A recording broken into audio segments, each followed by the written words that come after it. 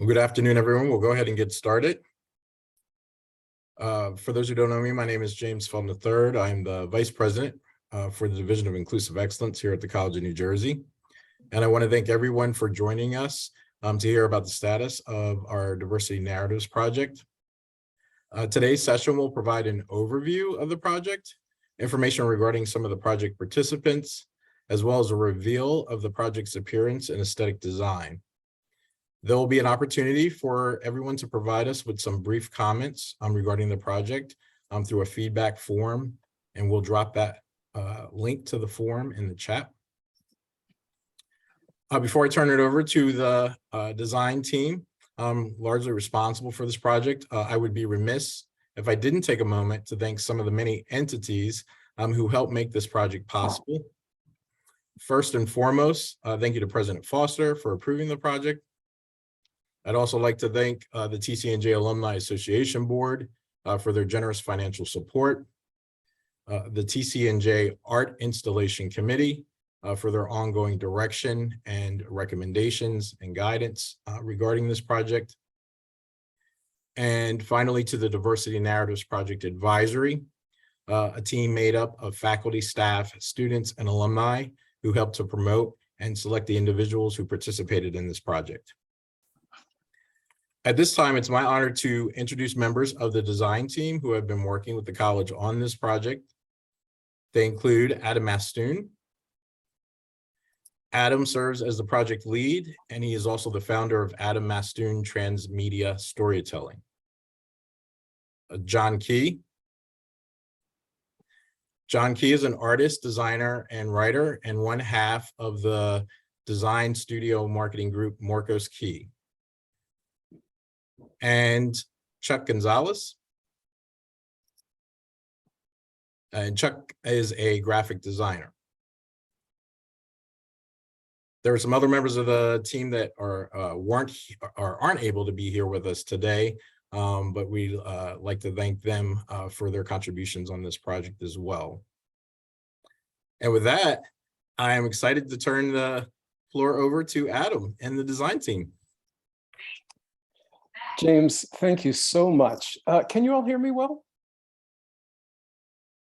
Excellent. Thanks, Yvonne.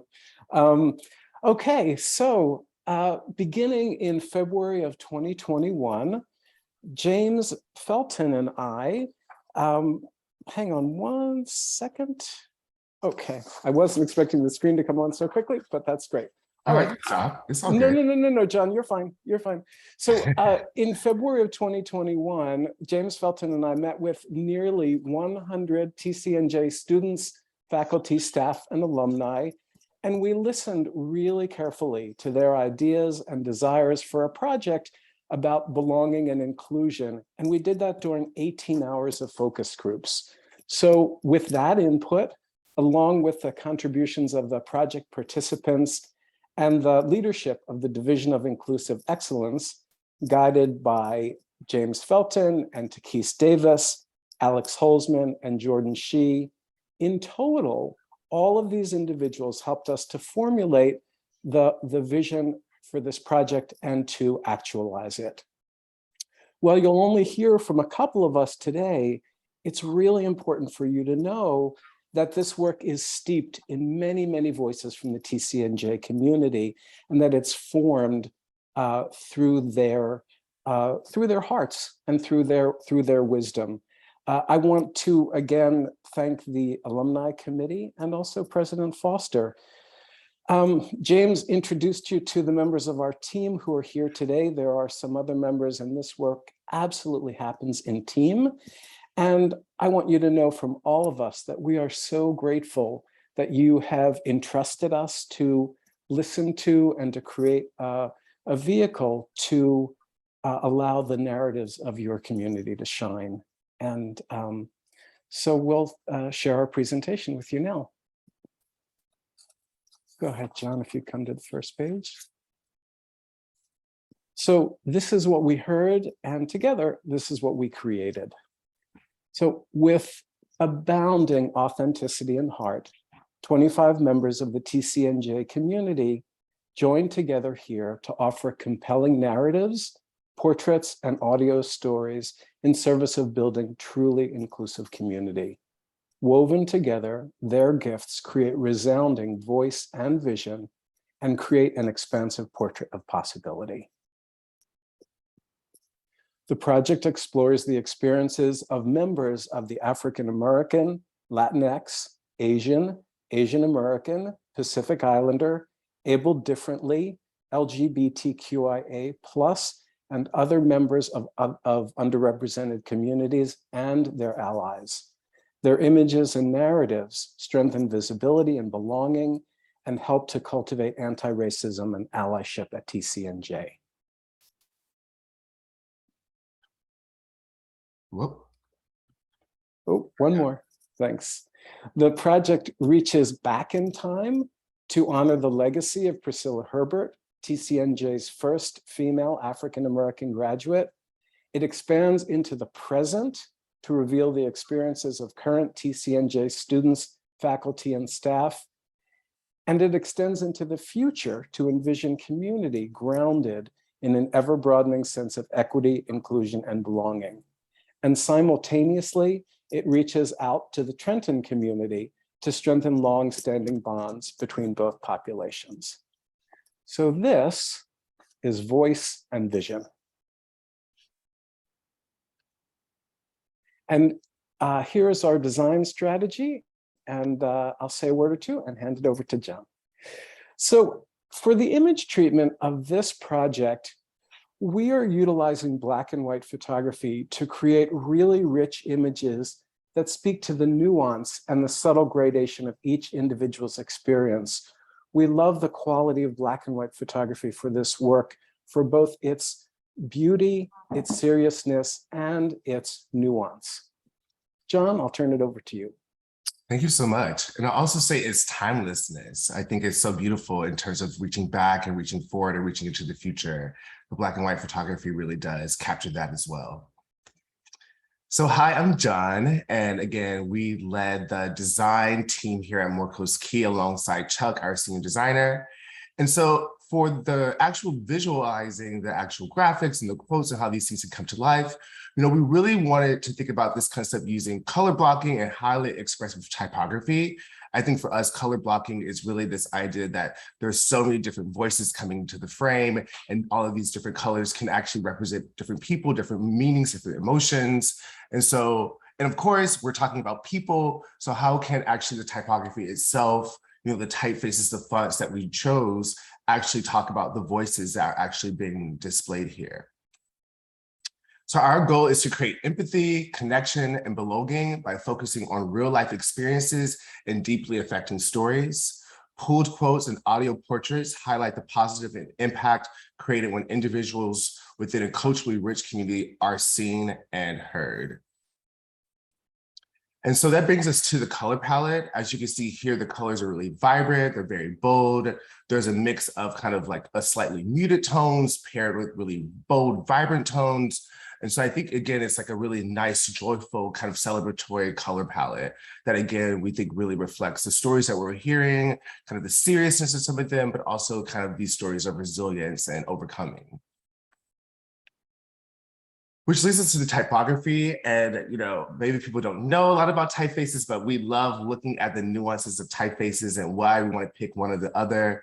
And so the typeface at the top, we're using it for all the headline font and kind of the main big display type is called Bayard, which is a typeface by Vocal Type, which is a type foundry that is Black owned by Trey Sills. And basically what he does is he looks through history, like different protest movements, different figures, and actually creates typefaces inspired by them. And then we're pairing that typeface with Graphic Bold, Semi-Bold, which Graphic is a typeface founded by Commercial Type, created by Commercial Type. It's just an amazing kind of very legible, bold, very clear typeface. It feels really friendly, it feels really warm, but also it comes in a lot of different weights. So it's really, really helpful for things like this. Kind of digging a little bit more into this typeface, like I was saying with Vocal Type, Bayard is a unique sans serif typeface inspired by signs from the 1963 March on Washington for Jobs and Freedom. outside the march, Bayard Rustin was a very close advisor to Martin Luther King and one of the most influential and effective organizers of the civil rights movement, leading a number of protests in the 1940s, 50s, and 60s, as well as being a public advocate on behalf of gay and lesbian causes through the 1980s. And I think for us, it's just really exciting that typography can also harken back to these different histories, and that we get to bring these stories and mix them with the stories that are being shared on Trenton's campus. And so that kind of leads us to the actual kind of visualization, bringing in the colors, photography, the typefaces, and like, what do all these things look like together? And so for us, there is automatically thinking about what is the simplest form of this is the poster. And we really think like the design system with the color blocking and all of that can be a really modular system, which means basically it can expand and grow as we need it to. So really the poster is kind of the smallest unit here. And so we kind of zoom in on one individual person. This person is Stacy. As you can see, the photography is highlighted large here. Really beautiful seeing this great stare back at us. And then kind of all the different design elements coming together from the color palette with this kind of bold red and kind of more muted red, paired with kind of this band going across that says the College of New Jersey. And then having, you know, our little logo, Voice and Vision in the top left corner. And then also having a QR code with, you know, a place where people can listen to the complete story that will lead you to a website. And so these are kind of the different ingredients that make up our poster system. And then as we continue to— John, just before you go on, I just want to just jump in for 1 second. Yeah. So for each of the posters, we will have a leading quote from each person. And then the QR code will lead us to the website, which you'll see in a little bit, that will reveal the entire story, but also let you hear the voice and the vision of each person. So this is like the opening to each individual story. Thanks, John. Thank you.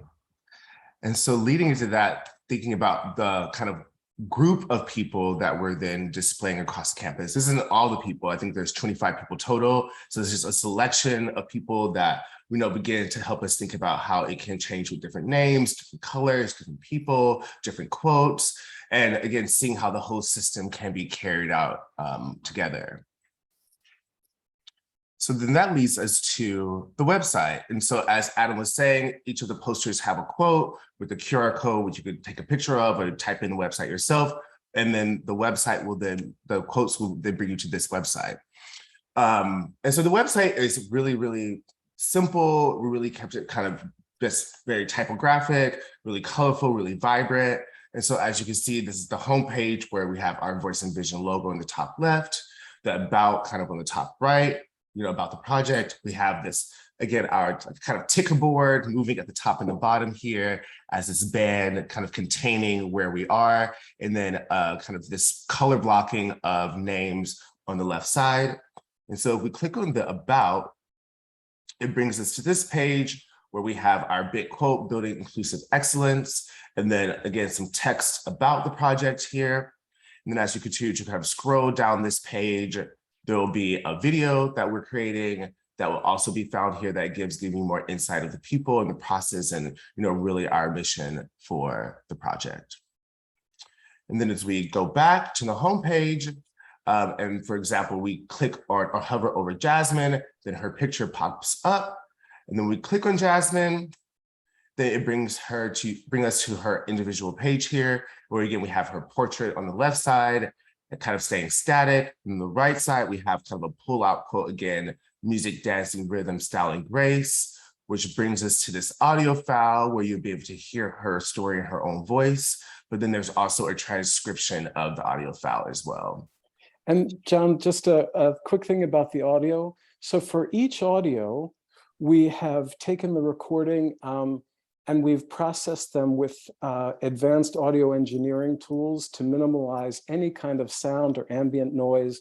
We've improved the frequency balance of them all so that all of the videos have a nice kind of unity about them. All of the audio have a nice kind of unity about them and a consistency. And then at the end, we've added just a kind of quiet resonant tone that's mixed in so that the listener knows that they've come to the completion of each of the audios. Thanks, John. Thank you. Then that brings us to the end of this page. And basically there's a previous and next button that allows us to kind of click through each individual story without going back to the homepage. But just for the sake of seeing the beautiful homepage, when we click on Christopher or hover over Christopher, his picture pops up again. And then it kind of brings us to this page again, where we have a pullout quote. It's tiring to be dismissed and unheard. And then, which is really powerful. And I think, again, like Adam is saying, we have this, beautiful sound here that has a beautiful tone at the end with the transcription of the quote as well, which gives us in the next button. But going back to see the homepage with Crystal. And again, it's really nice just having like these pop up of their faces over their names, which again, allows a nice association to happen. And then people just like me, and then audio, another transcription. And then similarly next. And so obviously we're imagining that, mobile will be really important for this project. Like, we'll hope that these banners and posters will be across the campus and then allow people to interact with them. And so of course, mobile is a situation that we really want to consider what the website looks like. And it's very similar as sort of like kind of mobile things where you can't do like hover states and things like that. But basically similarly, the voice and vision is in the top left, the about is in the top right, with the names kind of color blocked and centered there. And then we can scroll and see them. Jasmine, again, very similar, where we have instead of kind of two column, we have the images kind of all stacked with the image and then the quote, the audio file, the text, and then the previous next button called out here. And then the about page, kind of similar as well, where we have the kind of pull out quote here, but inclusive excellence, a little write-up about our story, and then a video for the project. And so this brings us to the part that we're really excited about, is taking all of this design work and actually bringing it to alive on the campus and actually putting it in spaces where all the different students and teachers and faculty members can see these stories and interact with these stories and be empowered by these stories. And so this brings us to the campus installations. So the first place where we definitely think about how this project can come to life is the Office of Inclusive Excellence, James's office. And, for us, it's really exciting to figure out, how we can use like these quotes and this color blocking to really make a really joyful, activated space, really thinking about all these different texts and things that I think are really, really interesting and inspiring. Right here, we only have like a limited number of quotes. There would definitely be more quotes if we need to. We have them, but just for kind of sense of the design idea, maybe this whole wall can be covered in these color blocked posters. Maybe we can have our kind of building inclusive excellence kind of going back into the background. And then thinking about maybe kind of this large central wall that's in the office where we can maybe have our logo, voice and vision, have kind of our text that has these words of, aspiration and community building there, pulled out in different colors in our color palette, and then having, again, different people and their names and their QR codes where you could, again, access these stories. And so again, we can have more, we can have less, but I think that for us, this is like a really exciting kind of home base for the project. And I think it could be really interesting, again, as a really nice activation of people seeing themselves here. And so again, kind of seeing these side by side, kind of thinking about this like one room having this work. And then for us, one of the things that we're really, really excited about is actually applying these posters onto the student center window. And I think, again, thinking about these kind of larger windows that really let these people be larger than life, their stories, their quotes be really visible across campus. Obviously, this is like a very high traffic area on campus. So I think it's really exciting that, again, we get to see, these stories and have a place that people can really interact with them and kind of be seeing them. And so as you can see with our system here, we took the kind of singular poster and kind of broke it across this kind of modular system where we can have like a full image as one quadrant, the name, the quote, a kind of, again, place for the QR code that's closer to the ground, a place for, again, a bigger pull-out quote, and then our logo, and then different combinations of that throughout, places about the projects as well, here, giving context to how this is, again, what this project is meant for, and really what, you know, we hope to do for the community here. Then looking at kind of how we can imagine this being installed. And so for us, like, this is like a really impactful place of, again, people kind of entering into this building. And then of course, for the material of this, like, we are imagining the type of vinyl that, you know, you can see it from one side, but basically it's transparent from the inside. And I think there's examples of that already being used on campus if you go around the different centers. And so I think this makes it really easy where we can have something really bold, bright, and beautiful on the outside, but not really distracting on the inside. And then, yeah, so I think this is like a really nice way of thinking again about using the windows again as these columns to help like divide up the different posters, but again, getting this nice fabric and texture moving across the pane. Another place that we're imagining this can go on campus is here as well. Again, 3 other people with the kind of posters moving across this space with the kind of colorful vinyl.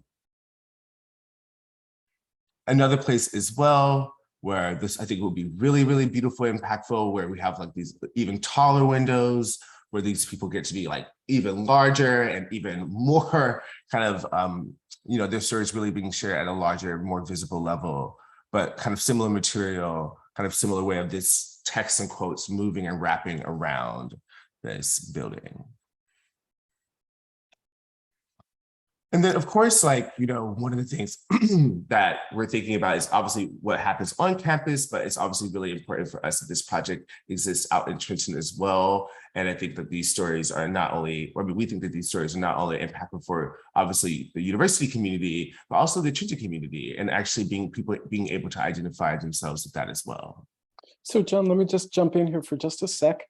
One of the things that we heard in all of our focus groups over and over again was that people were really interested in answering the question, how could we strengthen or build or rebuild the bridge with TCNJ and the Trenton community? And one of the ways that we wanted to be able to do that was to bring this project into the community so that there could be this real sense of pride.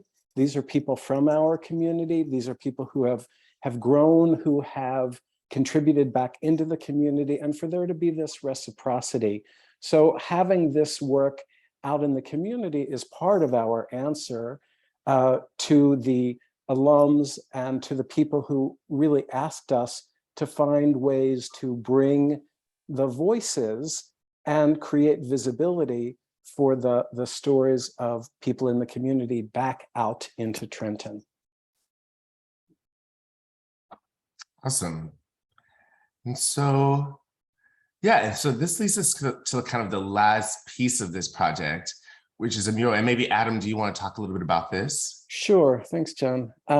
So one of the things that was really extraordinary that happened during our sessions with the community is that we learned about Priscilla Herbert. And from Professor McGreevy, and many of you may know about Priscilla Herbert, maybe you don't, but Priscilla Herbert was the first African-American woman to graduate from the College of New Jersey. And one of the other things that we thought would be really meaningful as a way to strengthen this bridge between Trenton and the College of New Jersey is to really honor the great and long and rich history that people of color have had in the Trenton community from the College of New Jersey. And one of the ways that we propose doing this, and this is this along with the other project that we showed a moment ago, however that would be in the community, these are add-ons to the project. They're not things, they're part of our vision, but they're not anything that's been created yet. So that's kind of this is sort of our wish list for how this could happen well. And we would really love to see a mural honoring Priscilla Herbert, perhaps in the neighborhood where she grew up, or very near where the school used to be in Trenton, so that we can both honor and celebrate and help young people in the Trenton community know that, that there is unlimited possibility for them and educational possibilities for them at the College of New Jersey. one of the ways that we decided that would be really meaningful to activate this story was to ask one of the participants in the project, Naya Moore, if she would both be herself in the project, but if she would also speak as a proxy for Priscilla Herbert. There are no photographs of Priscilla Herbert, and so we asked Naya if she would be willing to do that. And along with Professor McGreevy, we have created a factual and a creative narrative for Priscilla that would be accurate for her inclusion and her voice to be, and her story to be heard in the community. So this particular drawing is just a sketch. It's not necessarily where we would end up, but the idea is very firmly rooted in our awareness of a way to link the two places and the history and really make a sense of celebration for the past, the present, and the future. So, thanks, John. Thank you. So that brings us to the recap. So that was a lot of slides. But yeah, this is, again, where we are and where we're really excited about for this project.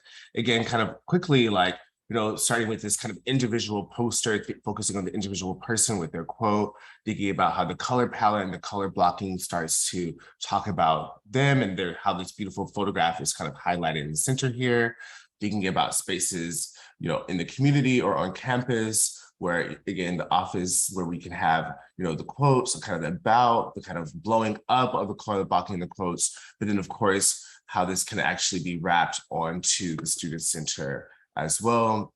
But then, of course, in all of these QR codes and kind of the online presence is this website, which, again, brings their stories to life with the full audio stories, the full audio voices, and the transcriptions of their stories.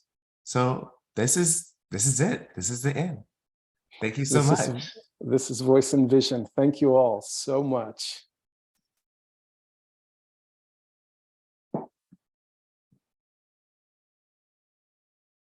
James, we will turn it back to you.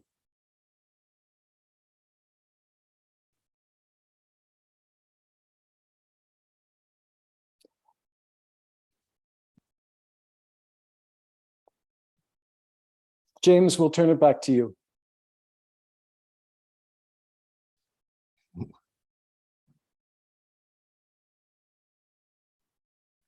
Sorry, we're having problems unmuting myself.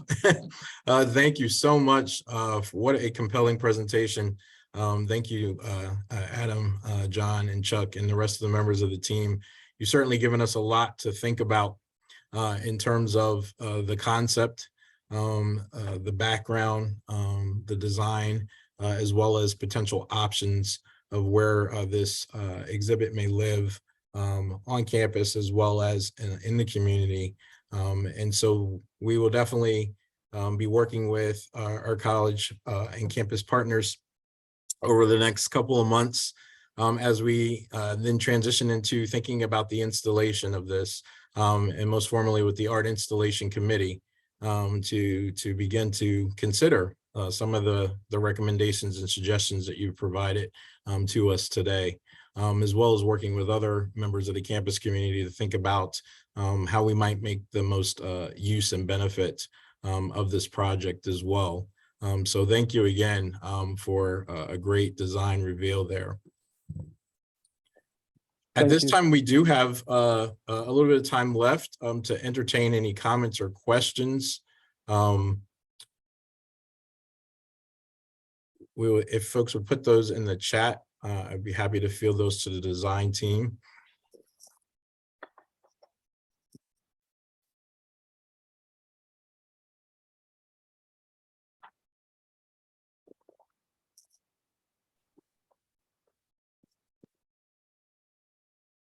So as we wait for some folks to generate some questions, my question to you all is what meaning or what was it like to hear the narratives or the stories of the participants as you thought about this this design concept? So, do you want to start? Should I start? Go ahead, John. You start, and then I mean, I think for us, because we had a few of our designers work on this, and really, I think for us, I think the overall impact was that the stories were so powerful and so serious and so inspiring. And I think there was a range of, some feeling a bit, some feeling like kind of sad and really them overcoming something powerful, or some feeling more celebratory. And so for us, it was really trying to think about, well, how can we honor the more serious topics? How can we honor the more celebratory topics? What is that kind of perfect balance between the work?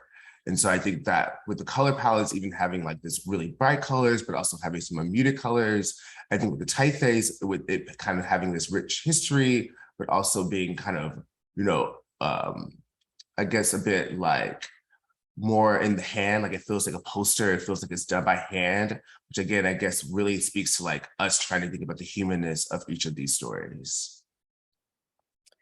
And what I can say for me is that that something happens for me in my body when I know that somebody is really hearing me and really seeing me. And that's exactly the visceral experience I had with each of these people. When I saw their images and I got to listen to their voice, something different happens. And that, I think, really speaks to our whole concept and the whole power of what it is to voice our vision, to voice our hearts, and to speak up for who we are. I want to just answer one question that I saw in the chat, which is to say that everybody who participated in the project will be included. We're just showing you a small portion of them because that's what there's time for. But every single person who participated will be in the project, will be on the website, will be part of an installation. So yeah, please, James. Yes, so question about what and how will the Narratives Project change things at TCNJ?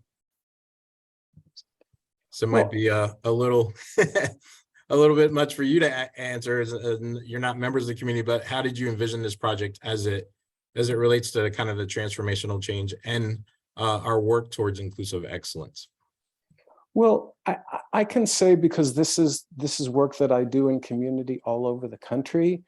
What I know is that when we don't see ourselves reflected in the community, we feel invisibilized. And when we feel invisibilized, all kinds of terrible things happen. So I know from 20 years of doing this work that when people feel seen and recognized in community, they can thrive in ways that they can't otherwise. And so I think there are quantifiable ways that we can see that this can make a change. And there are heart ways that we can't even imagine what it means for somebody to be a young person in Trenton and pass by a poster and think, wow, could I go to college like that? Could I be in a poster like that? Might I be seen in that way? And so I think it's that power and that combination of being seen and heard that transforms people's place in community. Absolutely.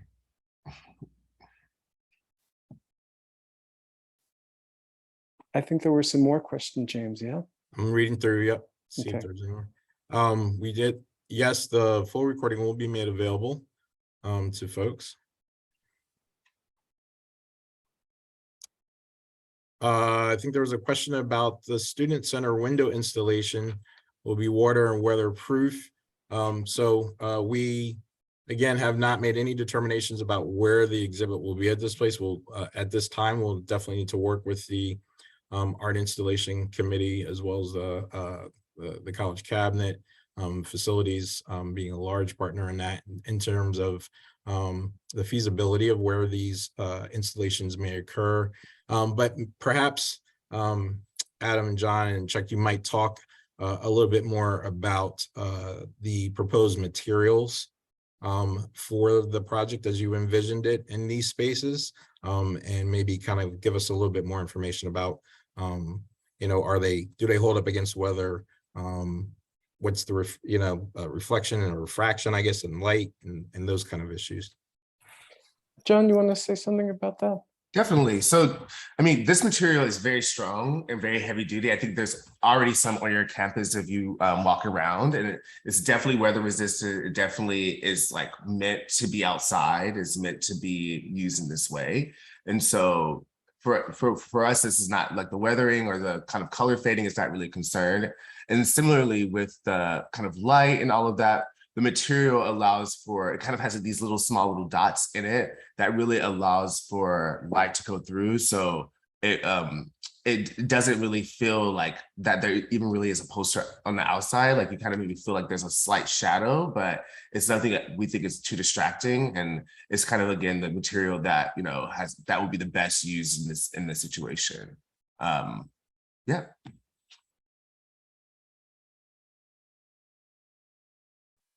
Another question, is there a tentative timeline when this will be formally installed and introduced to TCNJ community?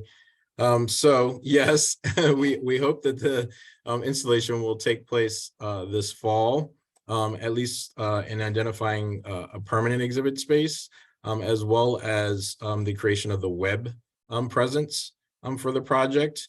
And then again, I think the advisory group who worked with us on this project will need to meet with other campus partners, including the art installation committee. Again, I keep mentioning that, but I want to make sure that we recognize that there is other processes involved in terms of you know, making sure that we're appropriately putting up the exhibit and considering all of the things that need to go into sustaining and maintaining it as well. So we'll definitely be in conversation, but our hope is that yes, we will be meeting with hopefully our facilities partners and other folks to identify possibly the first space, which is the second floor Roscoe West, which is home to the Division of Inclusive Excellence, and then thinking about other areas across campus.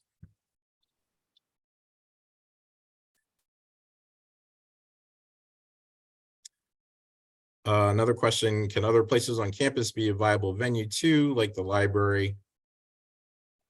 John, I don't know if you want to talk more about when you came to, you and Chuck came to campus to visit and some of the other spaces that you looked at while you were here, that you had any thoughts or further suggestions or recommendations?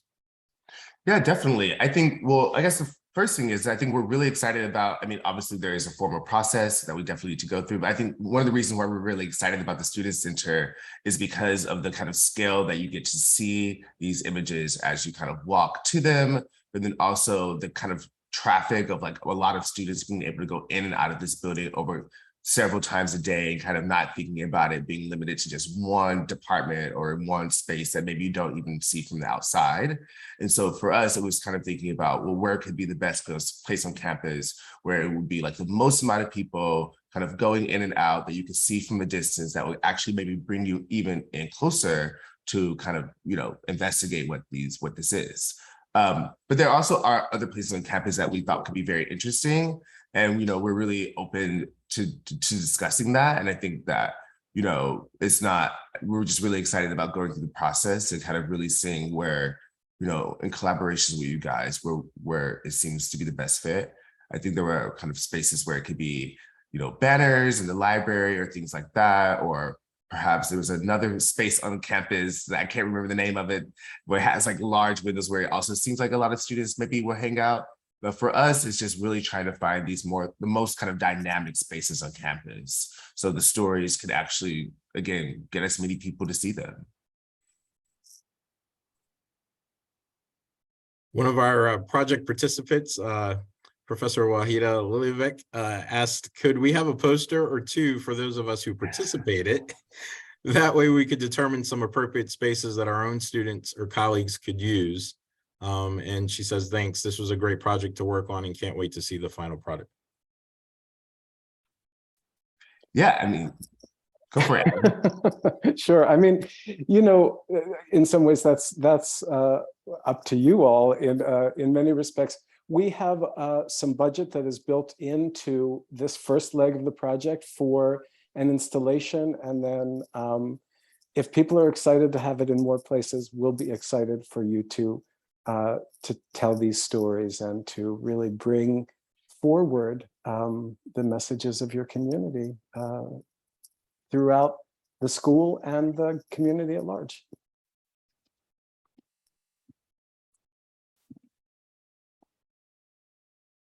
And just about the community at large, I think I'm not speaking out of turn here, James, if I say that we're looking forward to talking and working with the alumni as well to think about ways and spaces in the greater community that the project can live also. Do I have that right? Yes, so our advisory committee we hope it'll still be an ad hoc committee at the college, but we hope to turn that into a more long-term committee, if you will, who will think about the ways that we engage this project with members of the campus and the local community, as well as, and Adam knows this from our previous project that we did at SUNY Cortland. That committee has done a lot of work in terms of thinking about how you embed the project in the curriculum, as well as thinking about it from a recruitment and a retention standpoint as well. So that is a very active committee that continues to promote and use the project. And I hope that would be the same work that happens through the project here at TCNJ, and particularly that community piece. Yeah, and I see Christopher asking a question about social media, and I think there's a really great opportunity here to be able to tell these stories on social media and through social media as a way to really activate the project and really share what you as a community are doing with other schools all around the country. And to Yifeng's point, this is, of course, not just a project for students, but for faculty and for staff and for alum, because we all need to feel seen and we all need to feel heard and we all need to feel acknowledged. And the power of what happens when we see ourselves in community is critical for everyone. None of us have less of a need to be seen than the other. In fact, we all equally long for it. Rob McGreevy said, wonderful work. In addition to your planned installations, could some posters be mounted in academic buildings? Students sometimes feel intimidated in the academic spaces, and seeing images of students and alums could be especially helpful in these buildings. I would definitely say yes. Again, we definitely want to work with our campus leaders who manage and maintain the buildings to have those conversations about the appropriate use of this exhibit and some of the spaces in those buildings. But I think that's a great point.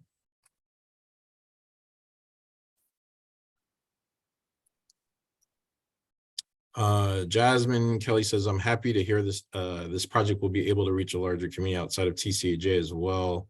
Great job, Adam and the rest of the design team. You know, I'm really so happy that so many of you who participated are here today. And my soft apology that not everybody's picture is here in this presentation. It's just a formality of time, but we can't wait for you to see your gorgeous pictures and see them installed in this beautiful design and have your voices be heard. It is not hyperbole to say that we have all felt really honored, like it's a really precious gift to be able to help reflect your story back into the community and into the world.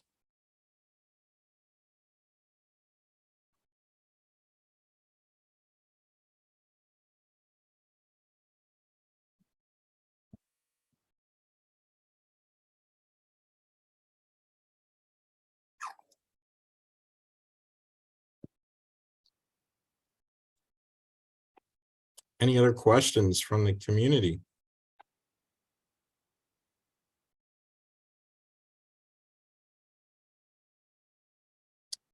Butter Allen says, I'm in. Excellent. Yifeng asked, will the 25 profiles be distributed across the campus, or all of them will be in places once we finalize the project in the end? So I guess Adam or John, you can speak to that as well. But I think we're thinking that at least second floor Roscoe West would be one potential place where we would have all of those profiles in one place. And then we might think about spreading those out across campus, as John alluded to, the student center being one of those areas. But we are thinking about, is there one place where visually on campus all of the profiles would be housed or exhibited, in addition to then the web presence as well. Yeah, I think we'll have to work with you all and the art committee, and you know, and just to see how that can all be. One of the reasons that we particularly like the student center as a venue is because we saw that as a place where all the narratives could be, and like you're saying, James, along with being online.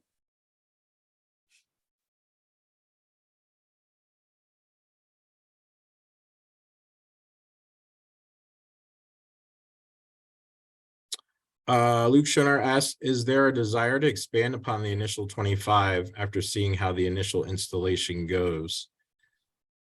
Adam, you want to talk a little bit in terms of your previous projects, and I think specifically to Luke's question around the kind of the shelf life, and you know, some of the work that you've done and to expand on some of the previous work.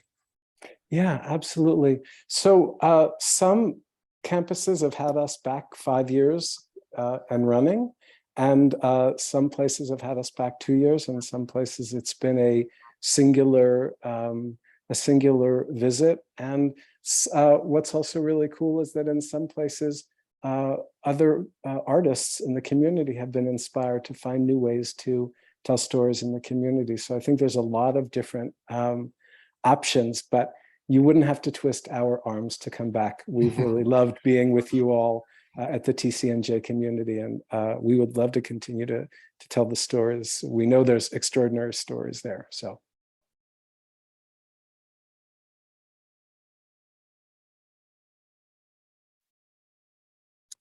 I think we have time for one more question.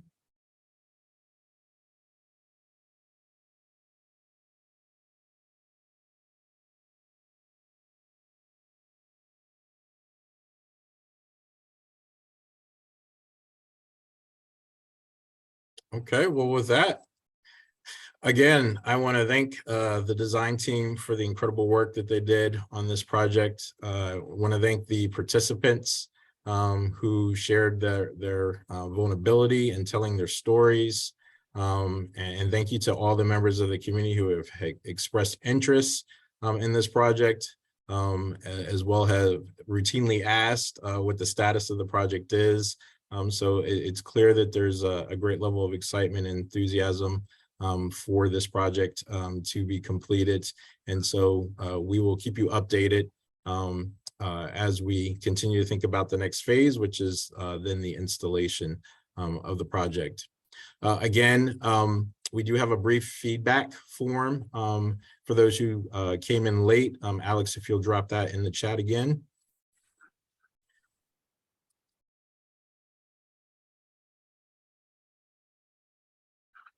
And then Adam, anything and final comments or remarks that you would like to add? Well, thanks, James. Yes, please. I really want to thank your team. You know, this is a we project. You know, that's for sure. And it's taken a lot of work by all the people in your team to help get the word out about it, to facilitate all the pieces of it working so smoothly. And our team speaking for our team, we just have an immense amount of appreciation and gratitude for all of you to do all the work on the ground to make it possible for us to do what we do. So thank you. Great. Well, thanks everyone again for coming out to today's session. This is being recorded, so there'll be an opportunity for others who weren't able to attend today to go back and look at this at a later time. Thank you everyone again. Have a great weekend. Thanks everybody.